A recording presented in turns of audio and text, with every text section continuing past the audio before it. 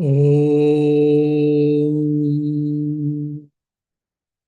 Bhadram Karneभिः शृणुयाम देवाः Bhadram पश्येमाक्षभिर्यजत्राः स्थिरैरङ्गैस्तुष्टुवागं सस्तनूभिः व्यशेम देवहितं यदायुः स्वस्ति न इन्द्रो वृद्धश्रवाः स्वस्ति नः पूषा विश्ववेदाः स्वस्ति नस्तार्क्ष्यो अरिष्टनेमिः स्वस्ति नो बृहस्पतिर्दधातु ॐ शान्ति शान्ति शान्तिः हरिः ॐ.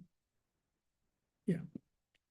Dear devotees, Mundaka Upanishad, first chapter and second canto, we are discussing. I think in the previous class also I did mention this, and today also I would like to say a word of caution. Now, when the Upanishads, they discuss us about the Kamya Karma, the actions with the desires. I want progeny, I want good children, or I want name and fame, power and position, or there are some problems for me, so let me get rid of it. So keeping them or any type of desire in the mind, performing Vedic sacrifices or any rituals or any type of worship is inferior, is considered inferior only from the point of Brahmagnana point of view. To having a emancipation as the final goal, having God realization or self-realization as the final goal, keeping that in the view, the Upanishad is speaking, all of them are futile or all of them are inferior in nature. Now, the question may come for all of us or some of us, okay, now I have got a desire. Probably I want to be a manager in my team or in my company. I want power, position. So can I worship God? Can I perform any ritual? If you ask, yes. Or someone of you might feel, or someone may feel that, yeah, God realization, self-realization, all of them are good, interesting, but I want to enjoy the world. I want to enjoy going here and there, etc. If any one of us, we have got that mindset, then we should perform the actions with desires or whatever. So it is only from the highest point of view, all these things are negated. So that is what you have to understand very clearly. Now, before going to the 11th shloka, I think we have to do some intellectual homework. Then only all these things makes clear for us. Otherwise, everything goes above the head. Nothing will be clear. Just we will have only a feeling of we have completed so many shlokas or so many chapters. Now, many of you might have heard from the Indian cultural point of view, Dakshinayana and Uttarayana. Based on the movement of the sun, when sun is traveling in the north direction, it is called Uttarayana, and when it is traveling in the southern direction, it is called Dakshinayana. We all know that. And based on the Bhishma's Mahabharata story, are a couple of things. Whoever passes in Uttarayana, he need not to come back to the world. There will be no more birth for him. And whoever dies in Dakshinayana, Dakshina is roughly from July to January, and January to July is what Uttarayana, other part is Dakshinayana. So this is what the general, very basic meaning for all of us. Now, for an example, someone we know him that is a spiritually advanced person or is a saint and he is a realized person. With our limited understanding, we think that is a realized person. Now, such a person has died in Dakshinayana, say in August or September or October or whatever. Then will he take birth or not? That question may come. This is also okay. Now, for an example, some rogue and some basically a thief or a person who has done all crimes basically. Such person has died in Uttarayana. Now, whoever dies in Uttarayana, they get moksha or mukti or swarga. Then such a person who has done crimes, If he dies in Uttarayana, does he get moksha or mukti? So many times scripture statements are misinterpreted, or because of lack of understanding, or because of exaggerations, we do misunderstand. If a person who has done a lot of crime, sinful activities, and if he dies on Uttarayana, it is no for certain he will not get moksha or mukti, nor even svarga. Even some people say, oh, on Vaikunta Ekadashi day, if you die, you will get you have got a direct visa ticket for the Svargaloka or Vaikunta, you will go. Now, for discussion's sake, a sinful person, by chance, perchance, he died on Vaikunta Ekadashi. So does he get a direct visa to the Vaikunta? No, he cannot. So these are all exaggerations. So we have to be very clear. Now, if you remember, or whoever studied Bhagavad Gita, there be, in I think 8th chapter, there's a sloka. Shukla Krishne Gati Hete Jagata Shashvate Mate, like that. So there are two types of path. One is Shukla Gati and Krishna Gati has been spoken. Now, what does it mean? Just we have to understand. Then we'll be able to understand the 11th sloka. Shukla Gati. Shukla Gati. Shukla means it is pure, white. Gati is a path. So the path of purity, the path of white, what does it mean? Here Shukla Gati means it is only Gnana Marga. The person who is well established in the purity, the person who is seeking the self, the person who is practicing higher values, virtues, and who is seeking God, who is seeking self, and who has performed lot of good actions from the Nishkama Karma point of view, and who has done lot of upasana, quite a lot of tapas and lot of upasana, meditation, who has done. So he will take this path of Shuklagati, that is Gnana Marga. And the same thing has been represented in Bhagavad Gita and in Upanishads, that is Agnipatha, and it is symbolically represented as a daylight, and Shukla Paksha and Uttarayana. What all these things actually matter, it is all symbolical representation we have to understand. Now, when they say Agni, their Agni, it is actually representing the yagnas, or it is the symbolical representation of the good actions. So one who has performed a good actions or nishkama karma, when he passes away, when he dies, his physical body is left. He has been discarded in this mundane world, in this bhuloka. His subtle body, again, Atma doesn't travel. We should know it again. Atma doesn't travel anywhere. Only our Sukshma Sharira and Karana Sharira, subtle body travels. So while traveling, the Agni Deva takes such embodied soul into custody, it seems. This is again from the Vedas and the Puranas point of view. Basically, their Agni means what? It represents the Yagna Yagas or good actions. Then the day. What is the day refers there? Day means what? Day means it is light completely. Night means it is dark. So day represents what? It is represents the awakening. A person who has awakened. Awakened means what? One who is practicing good values, one who is awakened spiritually, one who has awakened what is right and what is wrong, and one who is performing, taking the righteous action. It is represented, symbolically represented as day. The other is Shukla Paksha. We have got two Pakshas. A month is divided into two halves. One is Shukla Paksha, the other is Krishna Paksha. Shukla means white, I told. Krishna means dark. So Shukla Paksha, what happens? From the new moon day to full moon day is called Shukla Paksha. From Amavasya to Purnima. So in the Shukla Paksha, the size of the moon keeps on gets increasing. So slowly, day after day, the moon, we do get more and more moonlight. So Shukla Paksha, where the moon is increasing in its size.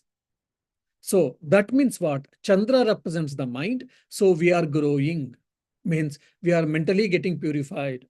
We are able to control our mind. We are able to control our passions, and our mind and senses are under our control. So that has been symbolically represented from the Shukla Paksha. Then Uttarayana. Uttarayana, physically, sun is moving in the northern direction. In Uttarayana, in generally, what happens? Most of the time, the sky is clear. So just like the sky is clear, the person who has died, I mean, the person who has practiced Nishkama Karma and who has practiced lot of Upasana, his mental impurities has been cleared. So he has been clear from mental impurities or dirt. Just like when there is no cloud, we will be able to see the sun beautifully and we get maximum sunlight. So similarly, whose samskaras are dirt, mental dirt has been cleared, intellectual, emotional dirt has been cleared, he will be able to realize who is he or what is he. So such thing has been represented by this Uttarayana Marga. And the same thing has been used as Archaradi Marga also. So such a person who has performed enough Nishkama Karma and who has performed enough Upasana or Bhakti Marga, Bhakti Yoga or Bhakti Sadhana, such a person who is well advanced in spirituality, when he dies, what happens? He goes to Agni, then Jyoti, then for the daylight and Shukla Paksha, Uttarayana, they have got different demigods, deities. So all of them, they're invisible gods, no doubt. They take care of this embodied soul at every part. Just like any governor is coming, generally, different types of people are there. For example, any governor comes, CM has to come, or the what do you say, DC should be there, then SP should be there. Then when the governor is going to different state or district or whatever, generally petrol vehicle will go. So there are so many norms. So similarly, a embodied soul is traveling, so different deities will come and protect, and such a person goes to Brahmaloka. So any person who is going before Brahmaloka, either Bhuvarloka, Suvarloka, Maharloka, Janarloka, or whatever, so after the exhaustion of Punya Karma, he has to come down. But a person who goes to Brahmaloka, Brahma means here Chaturmukha Brahma, so that is called Hiranyagarbha. So one who goes to Hiranyagarbha or Brahmaloka, so he no more coming. So there is no exhaustion of punya or papa in the question. He stays there as an embodied soul. When that particular cycle of creation, which is called kalpa or yuga, when that is at end, then what happens? This Chaturmukha Brahma also loses his power. He also gets merged in the self or in the universal self or cosmic self, even the individual selves. Whoever is staying there, that is their subtle body and causal body, that also gets merged. And that is what called Krama Mukti. Krama Mukti means a person who goes and stays. Person means again subtle body, reflecting medium, it goes and stays there. At the end of the cycle, it merges in the Supreme Self. This is what the Krama Mukti. So now we have to understand. Similarly with the Krishna Gati, it is called. Krishna means black. So that is considered as Agnana Marga. Agnana Marga means a person who has got a lot of desires. So keeping the desires, he has performed a lot of rituals, upasanas, meditations, vratas, upavasas, all these things. Then they go in the Dhumadi Marga, they say. Dhuma means it is a smoke. What this smoke represents means it is hazy. So we don't understand what it is there in front. Why? Because our mind is clouded with the desires. So discrimination is not clear. So what is right, what is wrong, what is the ultimate thing which is not clear. That's why such type of covered mind, or still it is not completely clear mind, is called Dhuma. So such type of people are called Sakama Karmis. And in this Upanishad, Mundaka Upanishad, they are referred as yogis. So yogis means we should not think of the yogi who is a spiritual aspirant, who has realized person. Here yogi means one who has endowed enough punya by performing rightful actions, sakama karma, and upasanas. Such people, they go to Swarga. Or Pitraloka, you can say, Swarga, you can say, or Gandharva Loka, you can say. So basically higher worlds are the where you will get a wonderful apartment, for example. Or you go to probably 5-star hotel. Because your company have sponsored, you have gone on some work, or just you have got some ticket, you go and stay in a 5-star hotel and you enjoy for 5 days, 1 week, and again come back. So till you have got punya karma, you go to higher worlds, there is no suffering, there is only enjoyment. Enjoy, exhaust your karma and come back. So that is what called Krishna Gati. So one is Shukla Gati, the other is Krishna Gati. And this Krishna Gati is also said as Dhuma, Ratri. Ratri is night. Night means darkness. means he is not realized person, he is not have got a clarity or clear understanding. Then Krishna Paksha. Krishna Paksha means slowly the size of the moon gets diminished, so more and more we will get a darkness. So which is ignorance. And Dakshinayana. Dakshinayana, you will get a lot of clouds because rain and other things. So most of the time it is cloudy. So we don't get sun clarity. That's what it is on. So such person, he goes to Swarga, different lokas. Then he comes to, once his punya is exhausted, in Bhagavad Gita, these things are discussed in detail. He comes to Chandraloka. From there, he comes to Mega Mandala. Mega Mandala is what? The cloud. So from there, through rain, the Sukshma Sharira enters through the rain, and it enters some plants or the soil. Through soil, it enters the plants. Through the plants, it enters the grains. And when a person eats, so through that, he enters the body of a person. And that's how, again, we will start our new birth or whatever. So these are the two things we have to understand. Now, when we read 11th sloka, you will be able to understand. So that's the way I've given a background. Tapashraddhe ye hi upavasyanteranye shanta vidvamso bhaikshcharyam charantaha Suryadvarena te virajah prayanti yatra amruta sa purusho hi avyayatma. Those who live in the forest while begging for alms, those who resort to the duties of their respective stages of life, as well as to meditation, and the learned householders who have their senses under control, go by the path of the sun to where lives that Purusha, immortal and undecaying by nature. Now, so till now, how performing a Aparavidya is karma marga, that is performing a sakama karma, Vedic rituals, what all things we got, we discussed. Now, by performing different type of upasanas, different type of mental worship, different type of meditations, what one can achieve, this has been discussed. Now, this upasana, bhakti marga, meditation, these are very technical words we have to understand very contextually.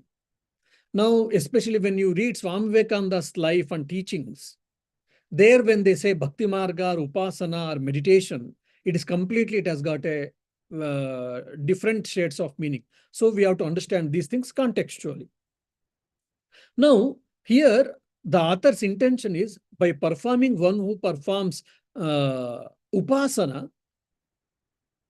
in the name, in the form of nishkama karma point of view, means or in the form of spiritual emancipation or liberation or spiritual progress, such people, what happens, it is told here.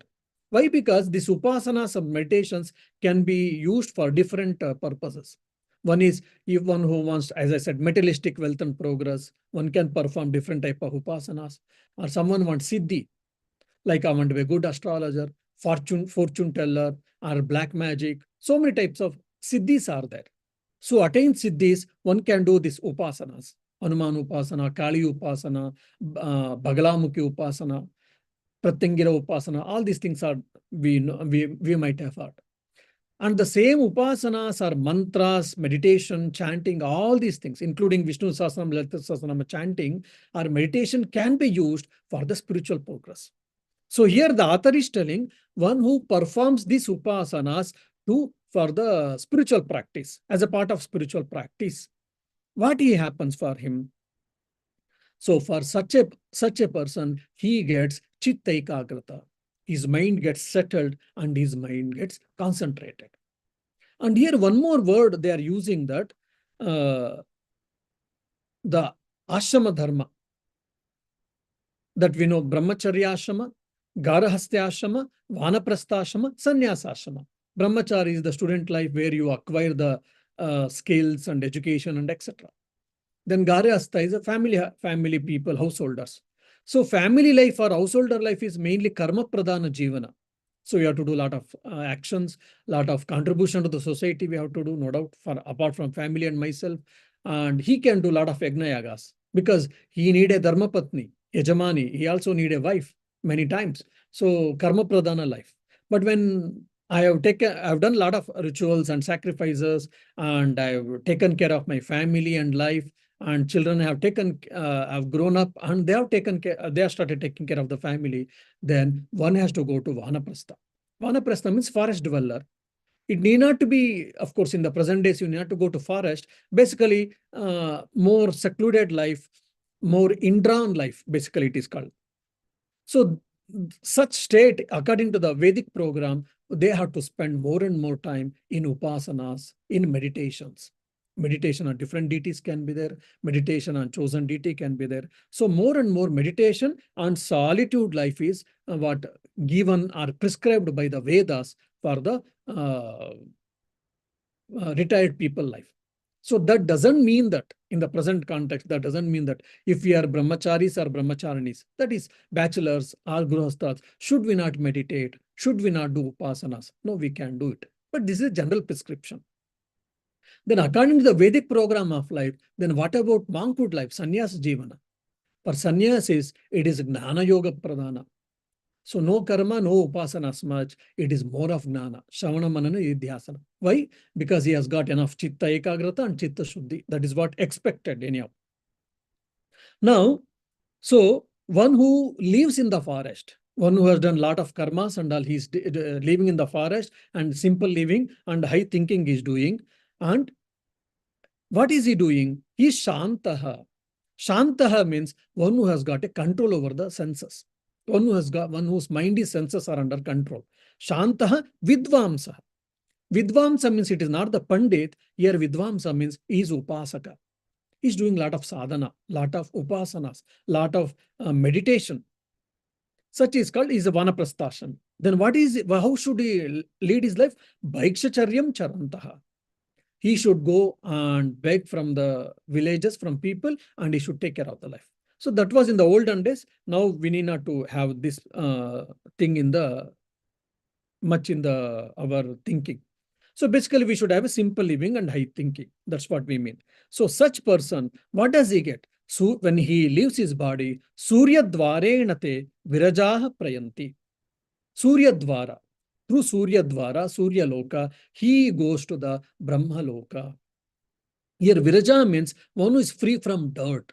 So who has got enough mental purity. Prayanti, he travels. Where? To Surya, with the help of Surya. Surya Dwara, Shukla Gati, all whatever I've described earlier, you should remember now. So he goes to the where? Sa Purushaha Yatra Amrutaha, he Avyayatma. He attains to Brahmaloka. Here Brahma means, again I am saying you, Chaturmukha Brahman. Not the Brahman here, but it is the creator God, which is called Chaturmukha Brahma. From the Puranic language, from the Vedic or Upanishadic language, if you want me to say, he is what? Hiranyagarbha. Saha Purushaha. He is that Purusha. Here Purusha means who? Who is that Purusha? That is what? Chaturmukha Brahma or Hiranyagarbha. And what is his nature? He is Amrutaha. One who goes there, he attains eternality. What does it mean? So compared to the mundane world, there the life cycle of the Brahman and the person, whoever stays there, his life cycle is long. That's why it is called for eternal. From that point of view, it is only contextual. It is not eternal means it is not a mukti. Avyayatma. Avyayatma, why? Because again, relatively, there is no erosion, there is no undecaying. The Chaturmukha Brahma lives for 100 years. Again, 1 year of our Brahma is our 100 or 1,000 years. Again, there's a lot of calculation. Basically, few thousands of years, Brahma will be living there. From that point, it is called Avyayatma, undecaying. So the person who has done enough Nishkama Karma, who has got mental purification, and he lives in the seclusion, and he performs a lot of upasanas. And he gets mental purity, and he gets mental concentration. His mind and body and senses are under his control. Such a person, when he leaves his physical body, he goes to the Brahmaloka and he stays there. And when the cycle of creation gets end, then he also gets merged in the Supreme Self. No more birth and death. So this is what called Krama Mukti. So step by step.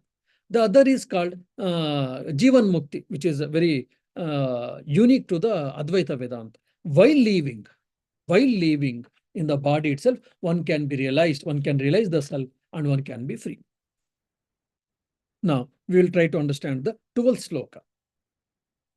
So this is a one very important sloka often quoted, and it is a transition from the karma and upasana. And now slowly after this, after one or two, this finishing of this canto, we will go to completely Gnana Marga or Paravidya. Pariksha lokan karma chitan brahmano nirveda mayat nasti akrutah krutena tad vignanartam sa gurumevapi gachet samitpanihi shrotriyam brahmanishtam. This is very important sloka. So we should practice discrimination. What is right? What is wrong? What is permanent? What is temporary? What is more beneficial? What is less beneficial? This type of discriminative life, if we can lead at every point of time or as much as possible, we can be awakened and we can progress in our spiritual life. Otherwise, at the fragment of the life, many times we say, oh, I thought this is the reality, or that is reality, or this is what at most important I thought, but now I understand. No. When we are young, generally, name, fame, power, position, money, that becomes our alpha and omega of the life. And we work hard to get all of them. But at the fragment of the life, of course, all of them have value in our life, no doubt. But we gave undue importance, or we gave over importance to all of them. Many of us, we feel they are necessary, no doubt, but we should have given whatever is necessary, only that much importance we should have given. Instead of that, we gave unnecessary importance and we wasted our life. Many of us, we feel that. So why? Because we don't have a discrimination. We don't do pariksha, we don't examine what is right and what is wrong and what is the nature, etc. So examine the life of examination. Examined life is very, very important. Life of examination means not the exams we write during our studies or whatever, interviews. I'm not saying that exam. Examining means at every step or every fruits of action or whatever we are achieving, we have to keep on examining what is their nature and what is the pros and cons of it and etc. So that pariksha is very, very important for sadhaka. Just I will give a simple example. Even like when I was young enough, many times, I mean, it came naturally. I used to see in the world and the society in front of me or in and around me, some death has happened, some birth has happened, some functions were happening, relatives are coming and going, and I'm going to some relatives' house and all. So knowingly or unknowingly, mind started examining all of them. Some XYZ is struggling so much. He was struggling so much. Now he is no more. What will be the reaction of the children? What will be the reaction of wife or husband? What will be the reaction of the society? It was not too judgmental, or it was not put anyone on the lower scale or on the upper scale. Rather, mind was examining them. Probably that helped me a lot to take this monastic life at the very young age. So if we can have that examined life, our spiritual progress can be much better and much easy. A Brahman should resort to renunciation after examining the worlds acquired through karma with the help of this maxim. There is nothing here that is not the result of karma. So what is the need of performing actions? For knowing that reality, he should go with sacrifice fagots in hand only to a teacher versed in the Vedas and observed in Brahman. Yes. Now, pariksha lokan karmachitan brahmanaha. Here, loka means it is two meanings are taken. Loka means world. So we attain so much materialistic prosperity in this mundane world, in this bhuloka. And apart from that, because of our accumulation of papa and punya karma, either we go to the above worlds or we go to the below worlds. So either you take above worlds or the below worlds and the existing loka, which is bhuloka or mundane world. We have to do pariksha, examining this entire world, papa and punya, the results, everything is what? Based on actions. But they are limited in nature, they are temporary in nature. So this examining we should do and we should understand. That's what Upanishad is expected. Why?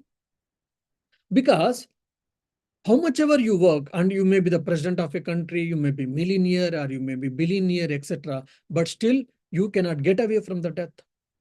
You cannot get away from happiness and sorrow.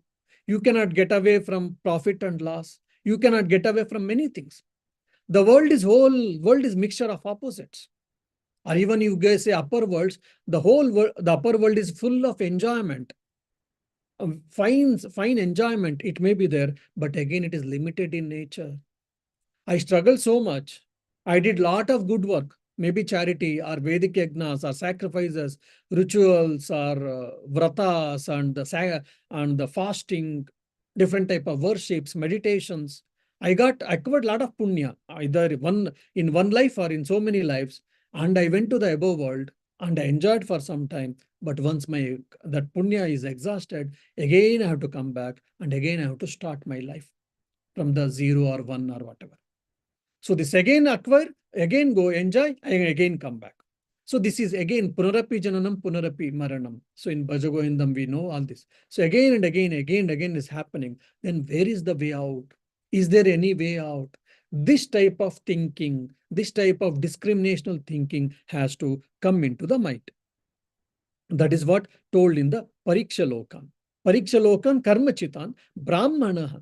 So this is also very important word and many times very debated also. Now brahmana means what? Now brahmana can be considered or should be considered from the 3 angles actually. So one is called Jati Brahmana. Jati Brahmana is what? Hereditary.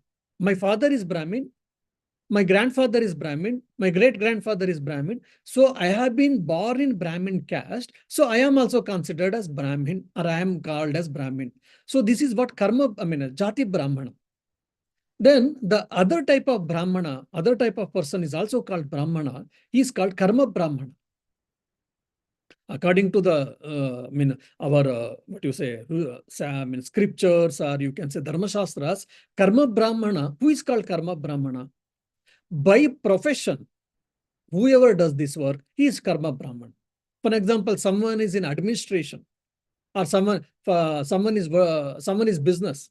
He's a Jati Brahmana. He's born in Brahmin caste, but he's doing business. Then he is Jati Brahmana, but is Karma Vaishya. And he has got lot of desires, and for that, so he is doing lot of crimes. That means he is from Guna, he is Shudra. Shudra, again, it is not in from derogative sense. Is the Shudra means is uncultured person, that's all. So he's from Jati is Brahmana, from Karma is Vaishya, and from Guna is a Shudra. So one is Jati Brahmana, you know. Karma Brahmana, generally the 6 nature is 6 things are told. One who has to study Vedas, and one who has to teach Vedas, one who should perform Vedic rituals with himself, and one who also helps to perform rituals, that is called Paurohitya, and one who accepts alms, charity, and if need be, he should also help others by giving something. So these 6 points or 6 qualities is considered as Karma Brahmana. Then there is a word Guna Brahmana. Guna Brahmana means Sattva Guna Pradhana or Shamadamadi Shatka Sampatti. One whose mind is under control, one whose senses are under his control, one who values the values, one who is very ethical and moral, one who has got a refined character, one who is very gentlemanly in his behavior, and he have a simple living and high thinking, and he believes in knowledge per se, and is always interested in acquiring knowledge and dissemination of the knowledge. So this type of nature, this type of character, if a person has got, he or she, he is called Guna Brahman. Now in this sloka, Pariksha Lokan Karmachitan Brahmana, when we say, so the Upanishad is asking about which Brahmana. So either Jati Brahmana, or Guna Brahmana, or Karma Brahmana. So the Upanishad is speaking or referring to Guna Brahmana. So who is that Guna Brahmana? One who has got Samadhamadi Shatka Sampatti, one who has got refinement in character, refinement in personality, he is called Guna Brahmana. So he may be born as in Shudra caste. He may be doing business, but he has got Guna from his nature. If he is a Brahmana, then definitely he is fit for this action, as Upanishad says.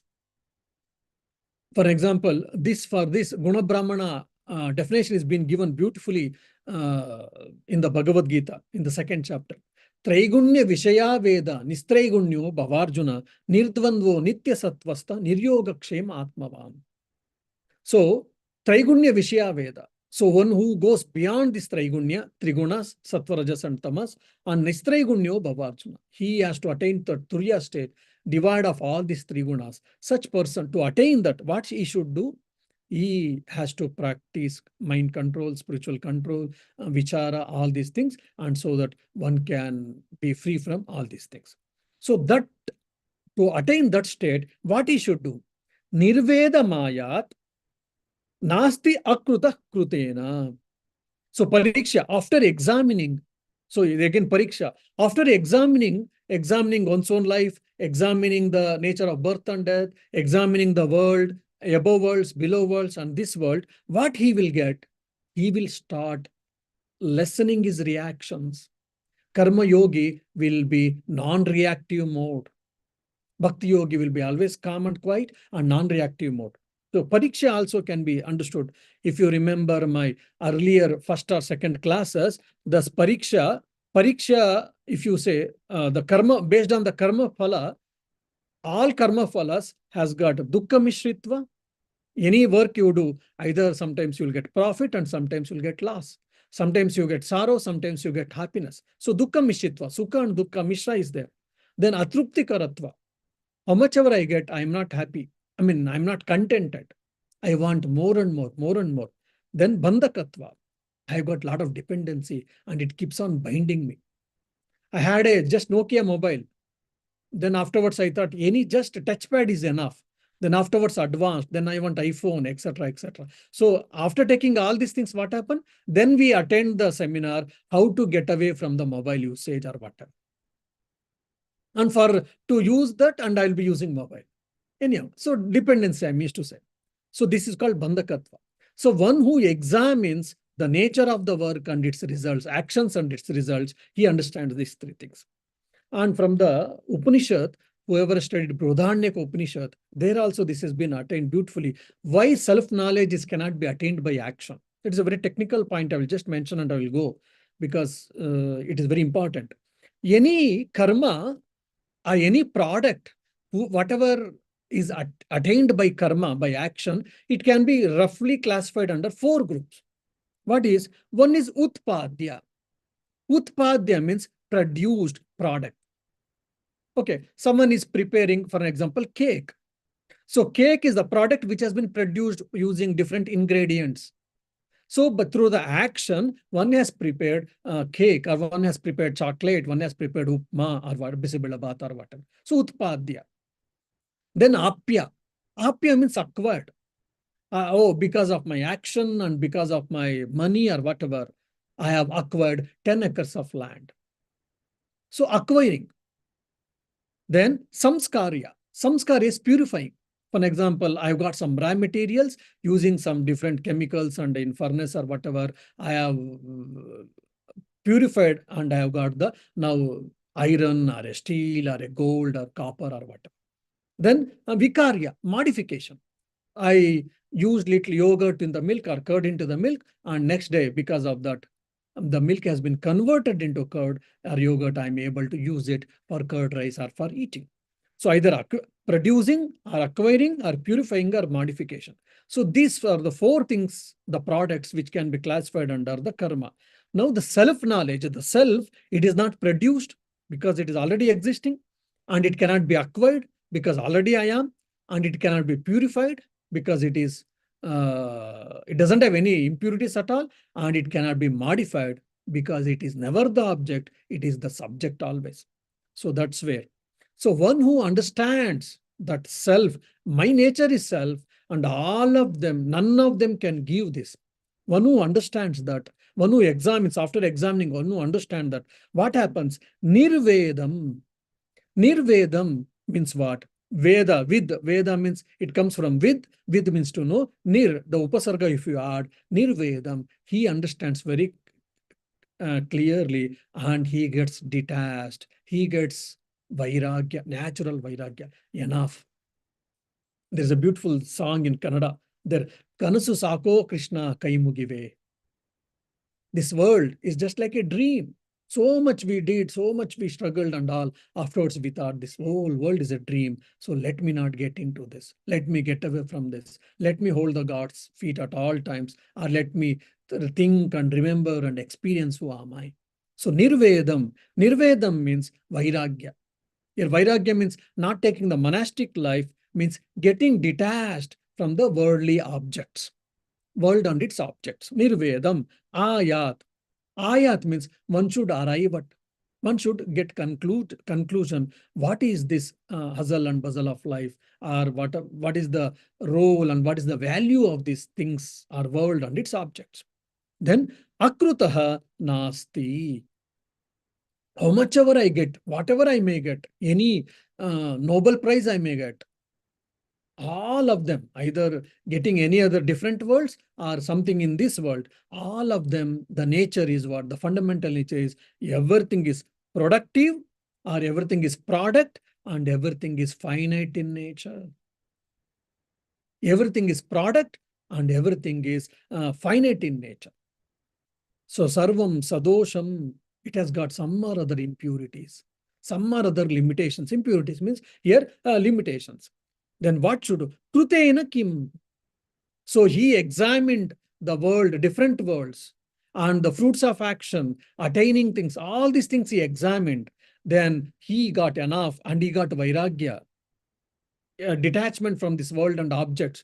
Then he concluded, whatever I try and I get the best thing in the world, but it is limited in nature. It is a product and it is limited in nature. It is finite in nature. He understood. He came into conclusion now. Then Krutena kim. What should I do now? Tad vignartam sa guru meva bigachet. So to understand what should you do or what should I do, tad vignanartam, to know what should I do, saha, such person, guru meva bigachet, he should approach guru. Fine, Google is there now for us. Google can say everything. But still, do we need Guru? Yes, we need Guru. Google cannot tell everything and anything. And even if it tells, we cannot understand. Many times we do get misunderstanding, especially in the spiritual path and the spirituality. So one should approach Guru. Samit Panhi Shrotriyam Brahmanishtam. I cannot go simply with empty-handed. I should go to Guru with Samit Pani. Samit Pani means the Samit actually is what the faggot means. In the olden days, Yagna Yagas used to be there always. So for that you need a firewood. So particular type of firewood is used for the Homa and Yagna Yagas. So that is considered that. Or any other fruits or any offering or any flowers, anything you can take. And you should approach Guru. And what is the nature of Guru? Is Shrotriyam. Is well versed in Shastra, scriptures, and Brahmanishtam. He is also well established in the Brahman. He is also well established in the self-realization or in the self-knowledge. So after that, what should we do? And why should we do? How should we do? This will be explained in the coming slokas. We shall try to understand. Om Shanti Shanti Shanti Harihi Om Tat Sat Shri Rama Krishna Arpanamastu.